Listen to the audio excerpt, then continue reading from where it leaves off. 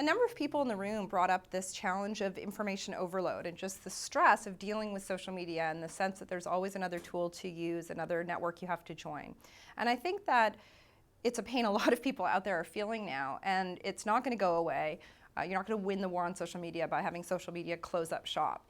But what you can do is make a decision about what you're actually trying to accomplish in your work, in your research, in your publishing, in your social life even.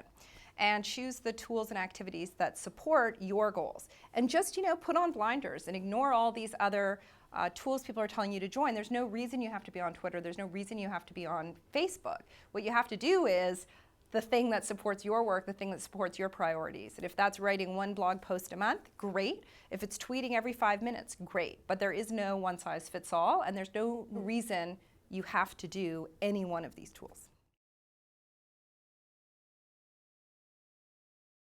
So I've been involved in politics a lot longer than I've been involved in the internet. And when I first got interested in the internet and then later social media, it was because I felt that online conversation offered opportunities for us to address a lot of the problems that governments traditionally face around engaging citizens in meaningful conversation and finding some kind of balance between informed conversation and mass participation.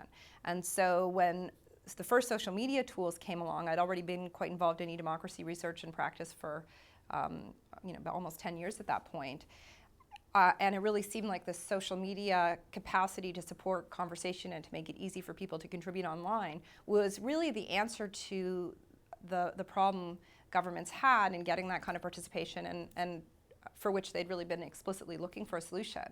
And that's why I have to say I've been quite disappointed that 7 or 8 years into the social media revolution, it's turned out that government has actually been kind of the last one to the party.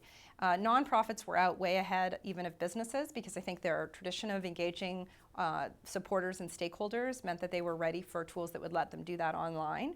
Businesses then figured out that it could help sell stuff, and so they were strongly motivated.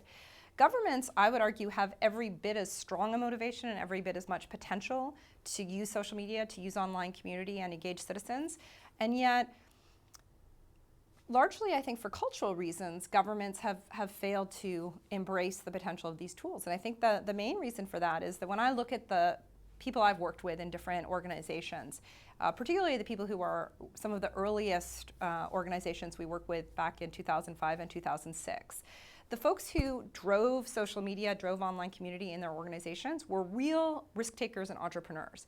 And today, many of them have gone on to much bigger roles within their organization or onto very prominent roles with other organizations. And I think that's because both the not-for-profit sector and the business sector tend to reward those risk takers. And these were people who really put their neck out because they saw the potential of social media. Government, frankly, attracts people who are not such risk takers. It's not the profile. The life of a bureaucrat is not really the life of somebody who has a high appetite for excitement or a high tolerance for risk. And I think the risks of social media, which are very real, somebody might say something nasty about you. I mean, that's always the concern people raise.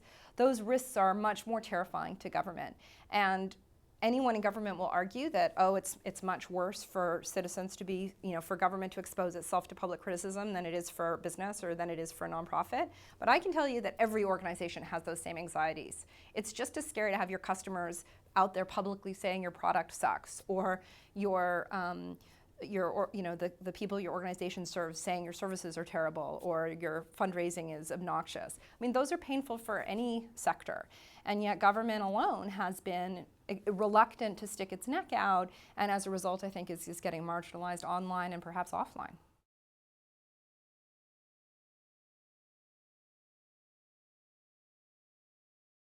Well, I mean, the point I made today is that think tanks are very focused on policy change, and policy change is increasingly only one part of a larger picture of political change and social change. And a lot of what's exciting online are efforts by citizens to basically circumvent policy or step into gaps that government just isn't filling. So, in Vancouver, we had a cold snap a couple of years ago, and the kind of thing that no government would be able to respond to quick enough. And yet a group of folks online were able to organize and collect clothes for the homeless in the course of a couple of days. So I think there are lots of examples like that of citizens just rolling up their sleeves and engaging. For think tanks which have focused on policy change, that kind of marginalization of the policy process is very threatening, because if it's not all about policy change anymore and our role is to affect policy, then how do we matter? And I think the answer is that you can matter by engaging with the citizens who are now increasingly driving political change and public conversation.